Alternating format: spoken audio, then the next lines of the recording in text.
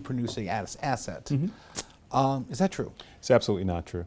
The city really has three main assets. It had Belle Island, which we've leased with the state, which is getting cleaned up, but we wanted to make sure that that was preserved as a trust for the city, because if we didn't do that, some creditors were saying, hey, you know what, let's turn it into a gated community. I'm sensitive to sundown towns and gated communities like Palm Beach and others, and we didn't want to see that happen.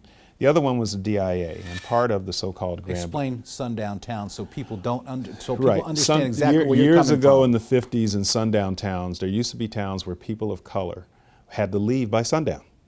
And those were gated communities. And when my grandmothers, who were maids, worked in those towns, they'd either have to have a permission slip from their employer, or the sheriff or constable in those communities could arrest you until your employer came and got you that night.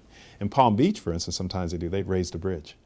Okay, so once you got on, you couldn't get off, and you had to have permission to be there. So that imagery, understanding the history, people don't think I do, but understanding the history of Belle Isle, I certainly didn't want to see that happen. Well, people could argue that that's going on now with the state police presence over there. It is not. I was just over there last night, as a matter of fact, and you should see the number of families. A resident, I was walking around, and a citizen came up to me and said, you know, I've never seen this many people on the island. This is great. There are people swimming. It's a little cold, but there are people swimming in the water.